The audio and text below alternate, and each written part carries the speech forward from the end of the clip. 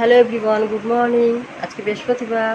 তো দেখো সকাল সকাল সব স্নান টান করে সব কাজ সেরে আমি এখন তোমাদের সাথে কথা বলতে চলে এসেছি। সবাই কেমন আছো? আশা করি তোমরা সবাই ভালো আছো, আমরাও ভালো আছি। তো দেখো এখন মেয়ে তো ঘুমাচ্ছে, শঙ্কু বেরিয়ে গেছে ছাদে গিয়ে। রোজ রোজ এক কথা বলতে ভালো লাগে না, তো তোমাদের শুনতে কি ভালো লাগবে বলো? তো যাই হোক, আমার কাছে এখন নতুন তরফ বলে কোনো কিছু নেই, কেন যেহেতু আমি এখন কোথাও যেতে পারি না। তো এখন দেখো সব নাইটি টাইটি সবাই দেখো ধুয়ে সব মেলে দিয়েছি। নাইটি, শঙ্কু, জামা প্যান্ট যা ছিল সব ধুয়ে দিয়েছি। আর এখন আমি রান্নাঘরে যাব। তো আজকে রান্না করব সোয়াবিন। আর সোয়াবিনটা পেঁয়াজ রসুন দিয়ে করবো না, নিরামিষ করবো, ওই আদা জিরে বাটা দিয়ে করবো। এমনি সোয়াবিন করবো আর আলু বাটা করবো আজকে ভাবছি। তো দেখতে থাকো ভিডিওটা, চলো। তো দেখো বন্ধুরা, আমি এখন রান্নাঘরে চলে এসেছি। আর আমি একটু লিকার চা করে নেবো, কারণ চাটা না খেলে ভালো লাগে না। তো সেই জন্য লিকার চা খেয়ে নেবো। আর মেয়ে তো ঘুমাচ্ছে, আর আমি একাই খাই চা, কি করব, মেয়ে তো চা খায় না। তো এখানে বিস্কুট নিয়ে নিচ্ছি, দুটো Mary biscuit, almond Mary biscuit দিয়ে চা খাচ্ছি। আর টোস্ট বিস্কুট খাই, কিন্তু টোস্ট বিস্কুটটা নেই, তো সেই জন্যে। তো ভিডিওটা দেখতে থাকো।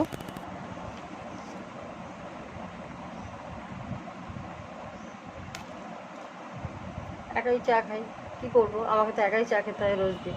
তো একাই চা খাই। মেয়ে তো ঘুমাচ্ছে, আর মেয়ে চা খায়ও না, তো আমি একাই চা খেয়ে নিই। কে কে আমার মতো একা একা চা খাও সকালে, কমেন্ট অবশ্যই জানিও।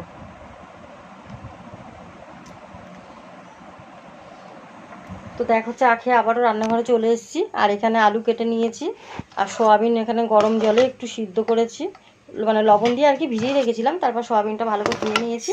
আর এখানে চাল ধোয়া আছে, এখন কড়াইতে তেল দিয়ে সোয়াবিন মানে আলুটা ভেজে নেবো।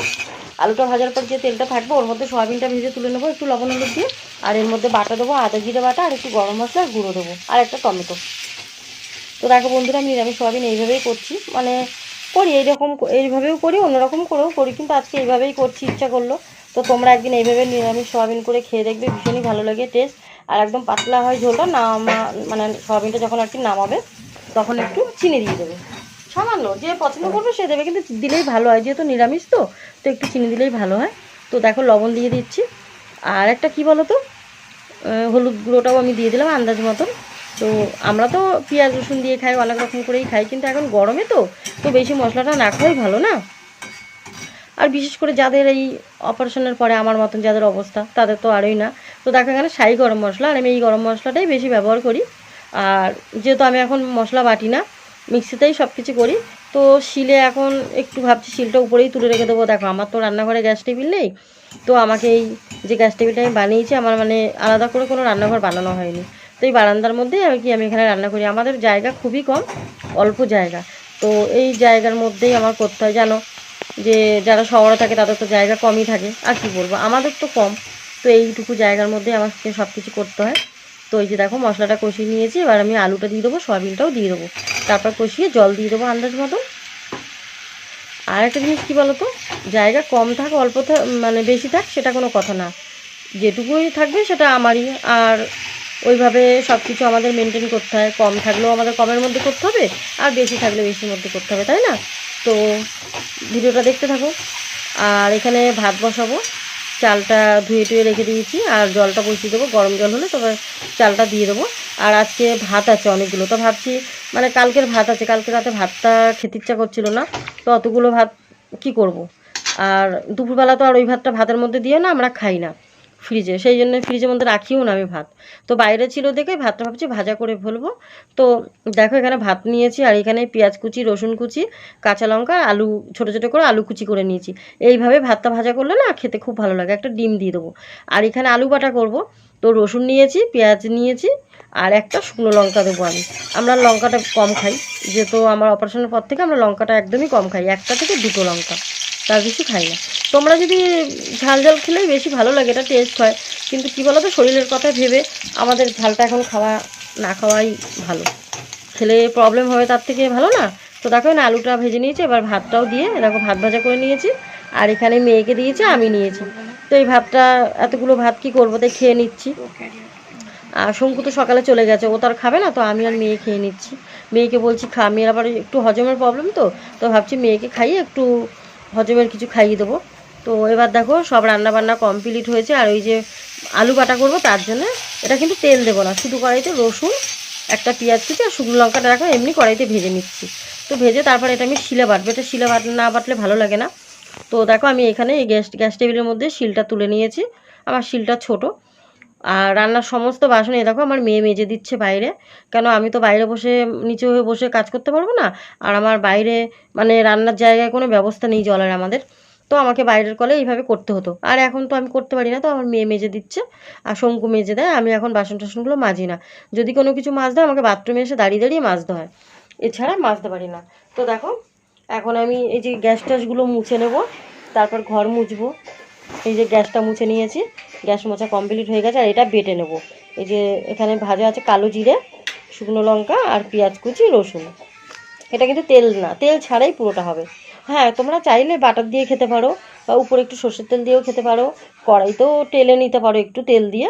তো দেখো আমি এখন ঘরটার মুছতে চলে এসেছি। আর আমি কি বলো তো, আমরা ওইভাবে তেল দিয়ে খাই না, এইভাবেই খাই। আর বাটারটা দিয়ে খেতাম, খুবই ভালো লাগতো, কিন্তু এখন বাটারটা খাই না, যেহেতু আমি অপারেশন হয়েছি আর এমনিতেও ফ্যাটি লিভার হয়ে গেছে। তো বলেছে এখন ফ্যাটি লিভারের জন্য ফ্যাট জাতীয় কোনো খাবারই খাওয়া যাবে না। তো সেই জন্য কী হয়েছে, এখন বাটারটা খাওয়া, ঘি বাটার এগুলো খাওয়া ছেড়েই দিয়েছি, বাড়িতেই আনি না। আর আমার মেয়েও খায় না, মেয়ে তো এমনিতেই খায় না, মেয়ের এমনি হজমের প্রবলেম, 6 মাসের বেবি, আর কতটা হজম নিতে পারে সেটা তো জানোই, হজম কতটা করবে। তো যাই হোক মেয়েকে এইভাবেই নিয়ে আমাকে মেনটেন করতে হয়। এবার আমি এই যে ঘরটর মুছে নিচ্ছি, আর আমাকে আস্তে করে পা দিয়ে সব কিছু সরিয়ে মুছতে হয়। তোমরা হয়তো ভাবছো আমি পা কেন দিই, কিন্তু আমি তো হাত দিয়ে তুলতে পারি না, তাও চেষ্টা করি আস্তে আস্তে। কিন্তু আমার পেটে না সেলাইতে ভীষণ মানে ব্যথা হয়, যন্ত্রণা হয়, আমি রাতে ঘুমাতে পারি না। তো এই যে দেখো সিঁড়িটাও মুছে নিচ্ছি, ঘরটর মুছে তারপরে আমি আবার স্নান করতে চলে যাব। তো ভিডিওটা বন্ধুরা দেখতে থাকো। হ্যালো ফ্রেন্ডস, তো দেখো স্নান টান করে একদম ফ্রেশ হয়ে তোমাদের সামনে চলে এসেছি। তখন তো দেখলে রান্নাবান্না করে গ্যাস মুছে ঘর মুছে মেয়ে বাসনগুলো মেজে দিল, সমস্ত কাজ সারলাম। তো এখন এই স্নান টান করে 1টা বাজে, সব কাজটা সেরে চলে আসলাম ফ্রেশ হয়ে। এখন মেয়েকে খেতে দেবো, খেয়ে দিয়ে তারপর তোমাদের সাথে আবার কথা বলবো।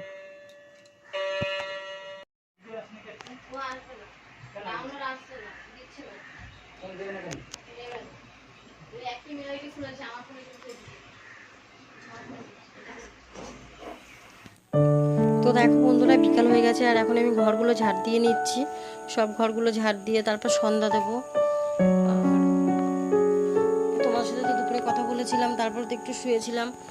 আর আজকেও একটু বৃষ্টি হয়েছে ছিটে ফোঁটা, আর জানো না এই ছিটে ফোঁটা বৃষ্টি হচ্ছে আর এত গরম পড়ছে, আর গরমে একদম আমি যে অস্থির হয়ে যাচ্ছি, মানে আমার এত গরমে কষ্ট হচ্ছে, এমনিতে নিচে হতে পারি না, তার মধ্যে পেটের এই ব্যথা, মানে সেলাইয়ের ব্যথা হয়। তো কি করব, একা সংসারে মানে করতেই হবে, কিছু করার নেই।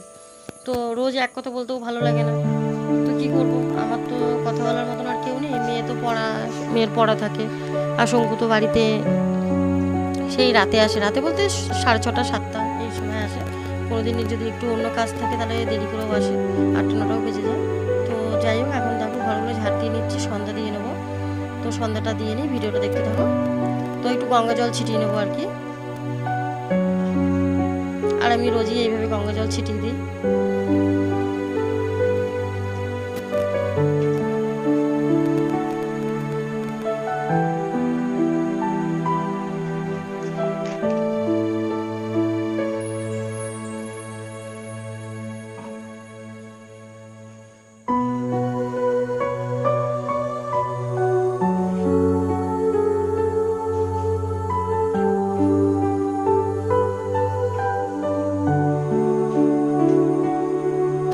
আর ধূপকাঠিটা না জ্বলতেও চাইছে না, দেশলাইটা আসলে ড্যাম হয়ে গেছে এতদিন আছে তো। আর এই যে মাঝে মাঝে বৃষ্টি হচ্ছে, আর দেখবে একটা বৃষ্টি হলো না, টানা যদি কন্টিনিউ বৃষ্টি হতে থাকে 3-4 দিন, দেখবে কেমন যেন একটা স্যাঁতস্যাঁতে ভাব হয়ে যায় না, তাই দেশলাইটাও ঠিক এরকম হচ্ছে।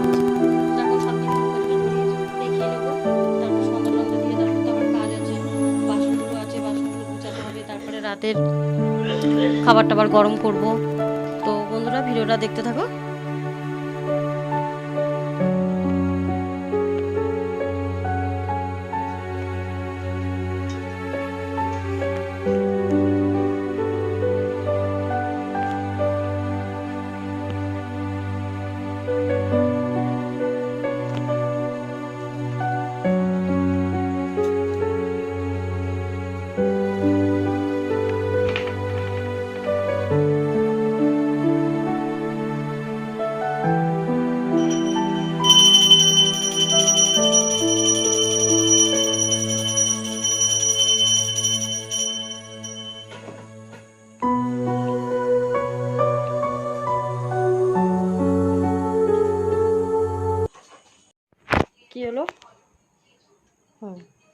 তো তোমরা তো দেখতেই পেলে, তোমার সাথে শেয়ার করেছিলাম সব কিছু।